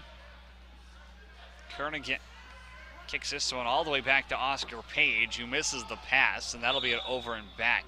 So he's got to leave it on the ground. I thought he was heading for the bench for a second. Reach the other way, and that's a nice stop by Connor McGee. Fodchuk in there to battle as well. It's the Israel captain who comes out of the mess with the rock. Eric Tompkins hit the E-brake on his defender. Hawkinstein trying to find a lane behind the back flip. Not as pretty as Fodchuk to Burns on the last sequence. Stretch pass by McGee. He bigs up there, defender out quick, and that was a good reverse transition for Israel to cut off that opportunity. It was a lot of speed by Bundy coming back, and good decision by Hebert because you could tell how much he wanted to go to the net, but knew it wasn't the right play. Shawbrook won't shoot. 5 to get something on goal. Hebig misses. McIntosh hits Gold in the logo. Justin Gold stopped 39 out of 64 yesterday against Canada. Little bit of an easier one here for him, and I think he's happy about that, to not have the shooting gallery that Canada threw his way. Jackson Baker, hold coming up, got it on goal, and he scores. Jackson Baker puts one in the back of the net, and he's got the hat trick and his 7th point in the game. Israel really rolling here, and you can see just fighting off that check. Doing it all on his own. Fights off one check, that's actually the call for the hold, and then fights off another, and then gets the release before the third defender can get over to him. You're absolutely right. It was not Canada, it was USA. I was looking at my sheet here and getting names crossed out. Not a problem. It was the same idea. There was a lot of goals yesterday. I think it was USA who won 25-3, and then Canada won 26-7. Yeah, that was a lot of goals. It was a lot of goals. I don't think we'll see those scores again. Hopefully not. Josh Fodchuk out of the corner. 18-4, Israel leads. Scored by number 9, Jackson Baker. Assist to number 14, Easton Burns. Hawkinstein's got another, and it's on the delayed penalty. You can wipe it off. Hawkinstein finds the back of the net. It's 19-4. This one's from way downtown, right on the SaskTel logo here at the SaskTel Center. And Australia's been battling. They've really been trying to stay in touch, but it just looks like in the last handful of minutes that a wall has been passed or some kind of line has been crossed, and they're a bit tuckered mentally and physically. So is this now fatigue for Australia that we're seeing, because we're seeing a lot more mental errors than even we've seen in the past? I think so. I think it really is a factor. Again, it's a lot of travel for them to come here. They're drinking from the fire hose. It's a nice save by McGee there, but it is a lot that's going on for them. And as much as the physical side is a factor, the mental side is so important. And I think we might be seeing them just getting a little brain tired at this point. Well, 3 games in 3 days is a lot, and there's a lot of players on Israel who are used to that. Back in front, and Gold's beat by Page. Australia's got their 5th of the contest. Page has his 1st of the game. And that's a great antidote to feeling a little down if they are. That is a beautiful play, a difficult pass to accept, as it's very straight line. Doesn't have much of an angle, has to kind of catch it back over his shoulder and reacts so well. This is a great angle. You can see the catch and how quickly Page adjusts. That shows you the hands he's got. What a future for that young man. Again, just 17 years old. Born in 2007. Oscar Page has got his 5th of the tournament with 30 seconds left to go in quarter number 3. Haverly and McIntosh, that battle is not going away. I rechecked my math, he's 16. Not a math guy, but I think you are correct. Reedy, kind of a hidden ball trick. I won't give him full credit for it. Baker now shot around his screen. McGee's got to drop back on it, and he holds. Pass got knocked down. Close. We'll roll this one through Dishin and Hebig. Well, strike 1, strike 2, and it's going to roll down as the quarter comes to a close. 45 down, 15 to go. 19-5, Israel leads Australia in our first quarterfinal of Thursday in Saskatoon.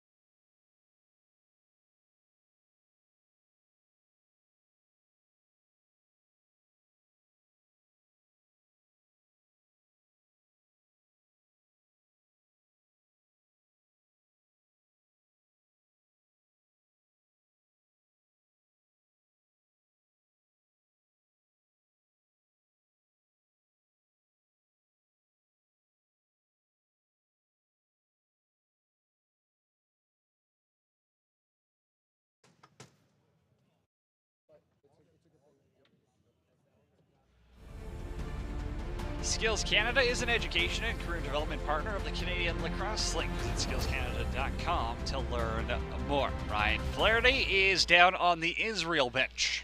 Yeah, here with Captain Ashton Reish. Ashton, quite the turnaround from the result you had yesterday. What's been the difference for your team this afternoon? I think just the mindset going in. A lot of the guys are still a little banged up. You know, it's a rough tournament. We're coming off a bunch of other tournaments. Guys are just nagging injuries. That mindset going to the USA game, we just didn't have it right. We got into that game, we went down early, and we kind of, then after that first quarter, we picked it up, turned around a little bit, and the guys were just tired. We weren't playing our roles. We weren't doing the right thing on the field. Guys were trying to do too much, and it cost us. And this game, everyone's kind of playing their role, doing the right thing. We worked on our substitutions, which was a big killer in our first game, so that was huge, and I think that's going to be the difference today. And so what do you expect to be doing here for the final quarter to just close it out here? Just keep doing what we're doing, keep a foot on the gas pedal. Obviously, goal differential is a cause in our case to a gold medal, so that's something we want to keep in mind. We're just keeping the pedal to the metal and going to keep on going. All right, well, thanks for this, and good luck the rest of the way. Thank you very much. Appreciate it. Guys? STX is the official glove provider of Canada and the Canadian Lacrosse League. Visit stx.com. Cody Jansen, Steven Stamp, Ryan Flaherty with you this evening from Saskatoon. Stamper, you want to explain the semifinal format, because it's not just an automatically you play Team X. It could come down to a goal differential, if I'm right. Right. It's the seedings are redone based on the results. So right now, I'll let you take this shot. A little twister goes off the post, and Reedy can't have it. based on the finishing first in their group and goal differential, Canada is the 1 seed. They will play the lower seed of the semifinalists. The U.S. is the 2 seed. They'll play the higher seed, of course, and that seeding will depend if two teams from one pool win. So if Israel holds on here and Scotland were to win the other game against Poland, then it would be head-to-head between them. Goal differential can come in. So we'll have to wait and see the results to see how the semifinals play out. It's not a direct this game to this semifinal approach. Gold makes a save on Hebig, and of course the losers of these quarterfinal games get tomorrow off, and they'll play Saturday at 2, I believe, in the 5th place consolation game. They will at 2 o'clock on Saturday Central Time. I thought it was 2. I thought it was 2, and then I just took a wild stab on air hoping I was correct. That's all right. Yeah, 2, 5, and 8, the game Central Time on Saturday. Consolation or 5th place, then bronze medal and gold medal games. Cutler throws this one up top. Hawkinstein to the middle. Little backhand flip. Fodchuk behind the back. That's 8 feet wide. He'll still get it with a chance to shoot. Connor McGee rips one off the coconut. Gets one ripped off the coconut. And then they'll call it back in as his defender knocked it into the crease. You know, I feel like it's almost never, according to the strict interpretation of the rule, it's almost never actually back in because they say it has to be intentional. Who's going to tap it back to the goalie on purpose? Occasionally you see somebody have a bit of a brain cramp. Well, Stamper, I was giving the refs so much credit earlier, and now you just dunked on him. Back the other way. That's Gus Ratchie. He's got his 2nd of the tournament in Australia, has 6. Nice one for Ratchie, who, again, only had the 1 goal coming in, and that is a lovely shot on the run. Great pass by the big defender, James Suffolk, to timing to just float that pass across and let Ratchie run onto it. And I really didn't mean to disparage the refs because that's the way it's called. You see it? Oh, I'm just giving you a tough I know, time. but I feel like it is almost questioning, or it is questioning, I guess, but like nobody ever taps the ball back to the goalie in the crease on purpose because you know you can't do it. Haverly turns on the Jets off the draw, and he scores. Justin Haverly has his 2nd of the game.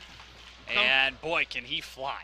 He is so quick and comes from a really wide angle with the ball, getting that ball over by the boards. Right there you can see he's actually in the change box and has to come across and throws on the brakes and gets around Papazoglu. What a change of direction to actually start heading back up the floor, following the curve of the crease. And Haverly, boy, he can do more than just clamp down on the ball and pop it out. Him and Bundy might be the fastest players in this tournament. They might. It'd be fun to line them up for a race. Let's do it. Skills competition next year. Hawkinstein in the middle.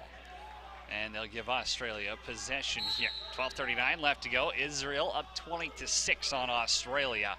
Well on their way to a semifinal berth, but who they'll play, we don't know. It's either going to be Canada or USA tomorrow. We'll find out after the 2nd game of today, 8 p.m. Central Time, Scotland and Poland in the other crossover game. Right here on TSN Plus and YouTube around the world. Page, Kernigan inside. Gold makes the stop, and the rebound, Corbin Wiley has it. A little backhand, might have got turned over there as Australia has had a couple of chances at the loose ball, and now they get it. You were asking if Australia was going to come with more energy if it was fatigue, and I didn't think in the 3rd quarter they did look like they were juiced. They look like they're rejuiced here. They got some jump. Kernigan trying to drive inside. They're definitely playing with a little bit more pace here, and I think it's just playing loose. They look tight. They looked like you start the 2nd half with a major power play and a chance to chip away at that lead after being so close, as you said, within 2. And then you just see it fall apart in front of your hands. I think that's a little deflating for any team. 7 on the shot clock. Kernigan again, trying to drive down on Bundy. Spun back, put it on Gold. Gold makes a save. And the rebound will be grabbed by Joshua Nickel. You asked earlier about who it's on if the players aren't getting out in their changes, and Dan Hall, assistant coach for Australia, was literally grabbing players and shoving them out the door on that last change. The old speed burst off the bench. The extra push in the numbers. Hawkinstein down for Baker. Climbed a ladder to catch it. Bounces on goal, and McGee follows up with it.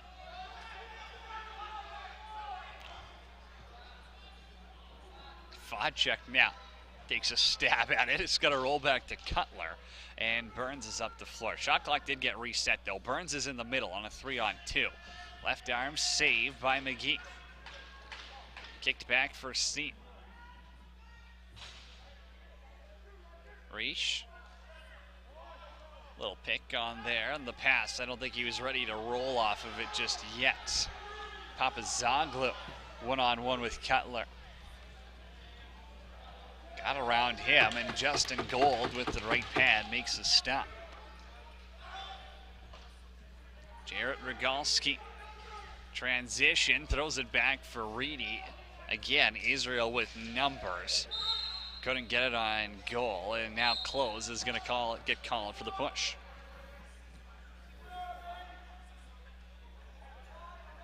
Reedy waits for some help, and now he'll find Tompkins. Eric Tompkins steps in. High to high, misses by a fair amount. Kush put it on net. Rogalski's got the rebound. McGee makes a save, and he hops back down on it as it's under his pads.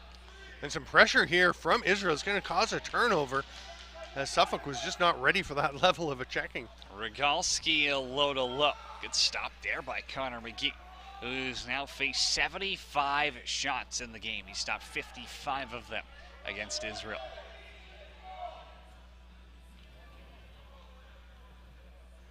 Corbin Wiley will stay in play, and now you get to see the defenders get some offensive opportunity for Israel as they rest up.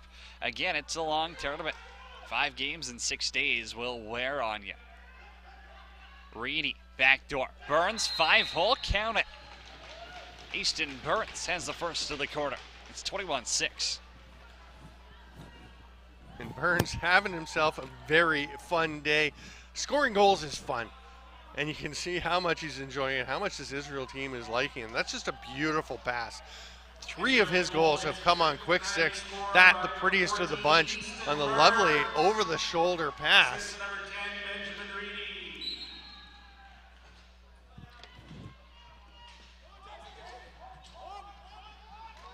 Haverly in transition, stopped by McGee.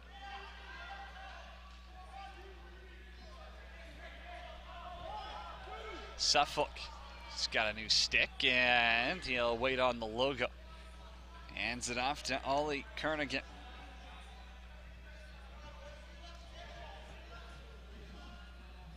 Statham down for Hebig. Got a shot on goal, and he scores. All they'll say, he stepped in the crease. Worked his way around Portominski, and Israel going back the other way in transition. Bundy trying to corral it behind the crease, and he will. Bundy now throws a twister back to Josh Vodchuk. Over 8 to go here in regulation.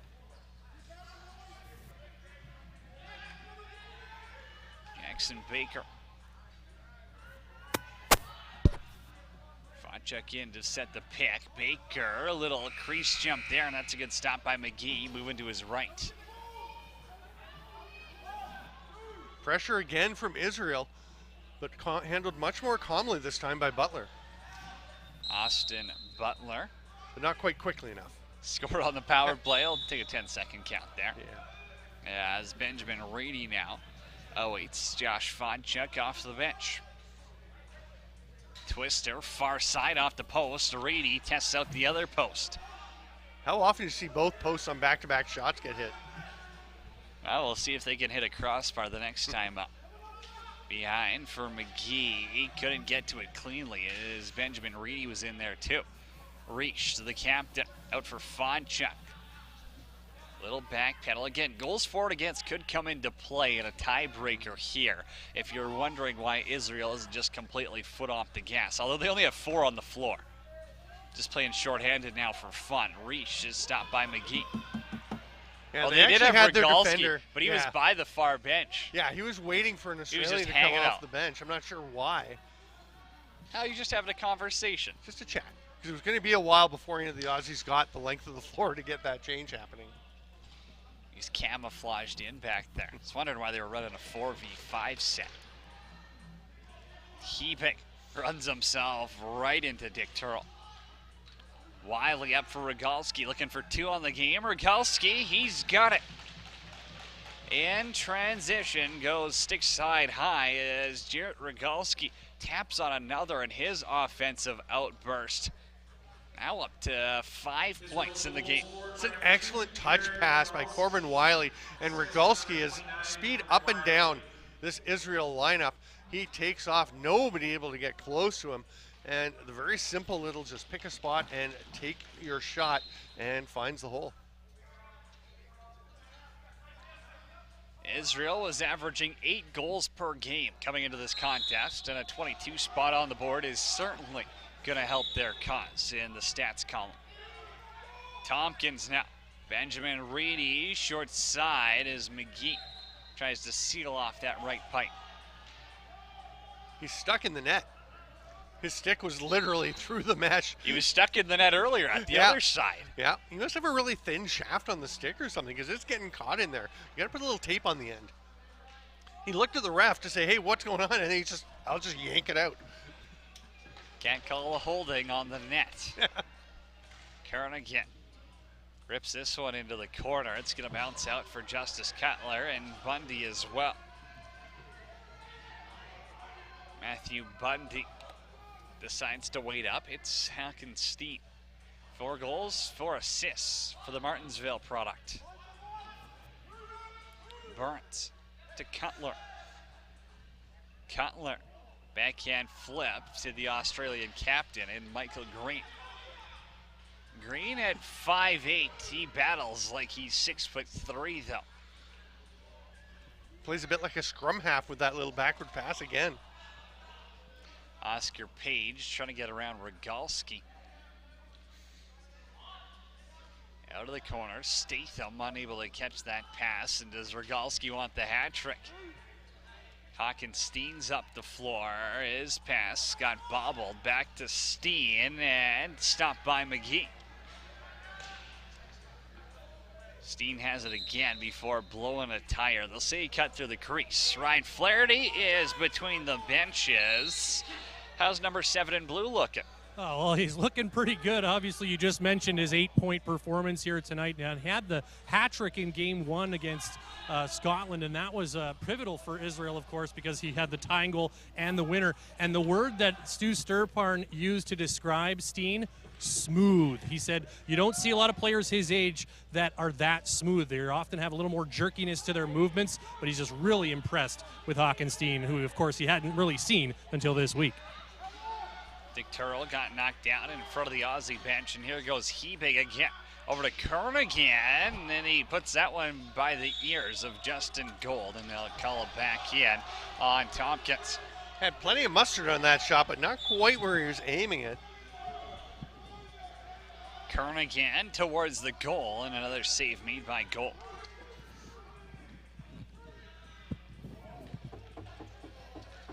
Jarrett Rogalski.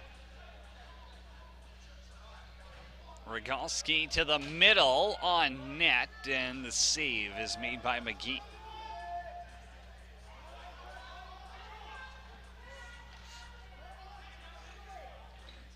Jackson Baker with the rock. Now Israel's going to start to use the full 30 clock here, I think. Or not. Ball got ripped off the back of Justice Cutler. Baker now. 7 to shoot. Short side, bounces it wide. Rebound there, but Rogalski was standing in the crease before he caught it.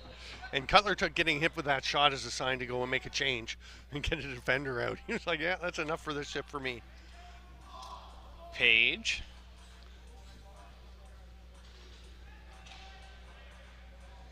For Kernigan. Ollie Kernigan. A little bit of a quieter game for the 6-footer from Australia. But again, the future is bright as he's born in 2006. Dunk attempt. Gold got over and grabbed that left post. And Australia clearly going to get the day off tomorrow and go play the 5th place game on Saturday. And they're going to enjoy probably that day off after these 3 days, games in 3 days. But they have also been loving their hosts here in Saskatchewan. I know the Saskatoon folks are loving the Australians as well. There's a real lot of fun on both sides in that relationship. Well, it's the best province in Canada, so that's kind of a no-brainer stamper. But it is a fabulous understand how Australia's loving it here as Reach steps into the Aussie player in front of their bench. And now a run for Papazoglou. Shoulder save made by Justin Gold on Archie Papazoglou. Pretty nice acceleration because I don't think he realized for a second how much space he had. Justice Cutler now, far side, tacks another one on for Israel. Just froze Connor McGee on that one. You can see McGee, I think he didn't seem to move. I think it might be that he thought the shot was coming back this way, starts to lean. Not enough that we could see it, but look, he just, yeah, okay, he's actually moving a bit. But yeah, that's a nice shot by Cutler going far side against the grain. Now you get a look at Justice Cutler. Him and Stu Sturpart, very familiar over the summer ball season. He big for Kernaghan, stopped by Gold.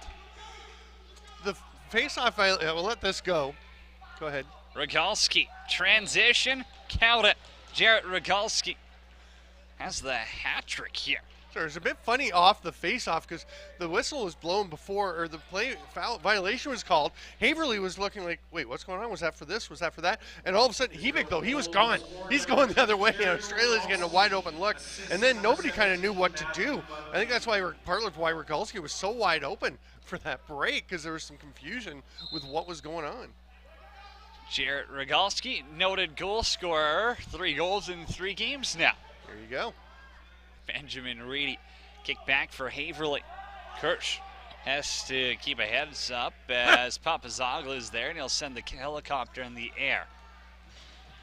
Sorry, I enjoyed that. Close as Butler up the floor with them.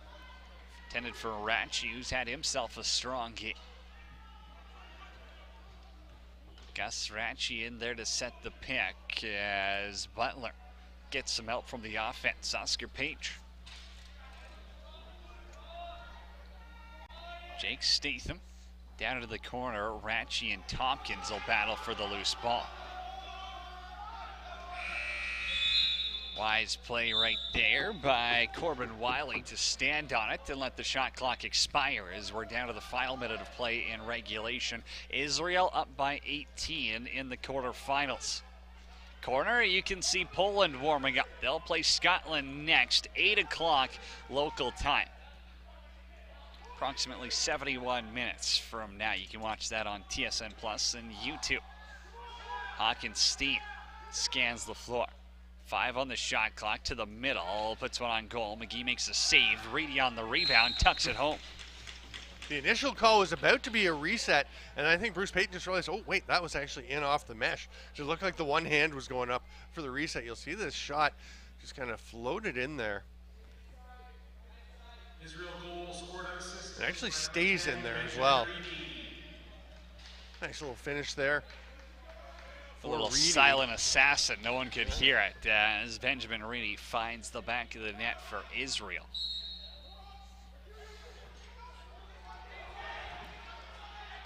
Reedy's now got 2 goals and an apple in this game. Bundy trying to get away from Papazoglou, spins away from him. Couple more hacks here with 8 seconds left, and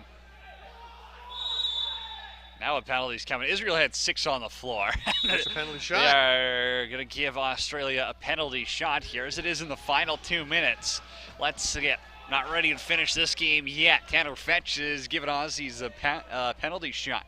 So Kernaghan took it yesterday when they got a chance, and he is coming back out to try and level himself at 1-1. He did not score yesterday. He did not. We'll add that as Ollie Kernaghan, a goal in the tournament so far. He's got an assist in the game. Now he's got a penalty shot. It's Ollie Kernaghan on Justin Gold. Trying to go across the body. Justin Gold makes a save, and he throws the arms up in relief as well. A big penalty shot saved by Justin Gold. This Kurtigan, not even a bad move. It's just the finish was not there, and Justin Gold knew where he was shooting. As we get to this face-off, that'll basically wrap up the game. I mentioned how Saskatchewan and Gold is very excited. Yeah. Saskatchewan and Australians loving each other. The Saskatoon hosts have been great for us as well. Really a pleasure for us to be here. I had a bit of a button issue with one of my shirts, and they were fantastic. Some of the hosts got together and fixed it. Israel moving on, 25-6, the final score. They beat Australia. They advance to the semifinals tomorrow, where they'll play either Canada or USA. For Australia, another game battled here with a young group of local players, and they're going to play on Saturday for 5th place. Their tournament far from over, and they get a day of rest now. They're going to need it. Some banged up bodies on there. We'll keep an eye on Luke Thomas to see if he's able to continue this tournament. Connor McGee made some big saves, but at the end of the day, Israel found their offense. We said it in the pregame. If they can start to put the ball in the back of the net, they were going to be a dangerous team, and that they have been as we get ready for the handshakes here, and you see Connor McGee lead the way for Australia. Yeah, and what a balanced scoring attack for Israel. Hawkenstein with 4 goals, 4 assists. Easton Burns 4 and 4. Jackson Baker 3 and 4. Jarrett Rogalski 3 and 3. Tremendous game for him. So really getting it done all over the floor were the Israelis. 6 players with 3 or more points in this one. Kind of thought it might be higher with 25 on the board. But again, Hawkenstein, he was great. And again, they scored in different ways. They got 4 on the power play. They got a couple of shorties in this one.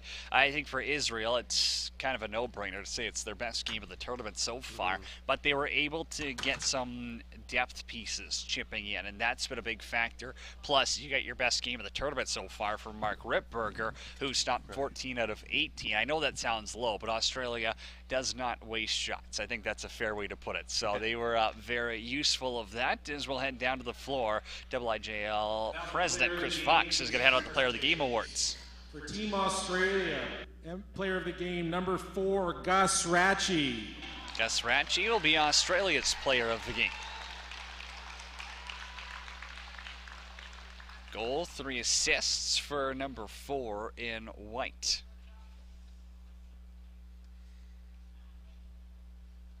And for Team Israel, number 14, Easton Burns. Easton Burns, 4 goals, 4 assists, 8 points for 14 in blue. I mentioned during the game, one of my favorite plays, even with his 4 goals, was when he came up and set the pick to let Jackson get underneath for a play. So doing it in many ways to help Israel's offense. Burns and Ratchie, your players of the game, will step aside for the national anthem to close it out. If you'll please rise and if possible remove any non-traditional headwear as the national anthem for Israel will now be played.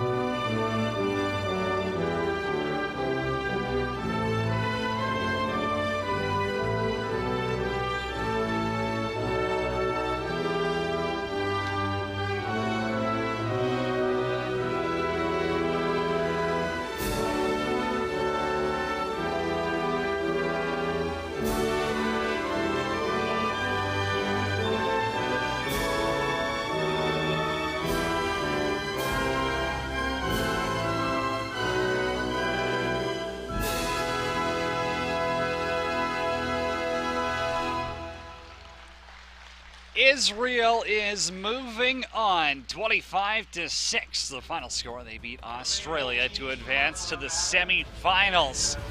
Australia plays Saturday afternoon. A dominant performance. Israel put 88 shots on goal. Hockenstein, Easton Burns lead the way. For myself, Cody Jansen, Stephen Stamp, Ryan Flaherty. We're back at 8 o'clock for Poland and Scotland. Join us then.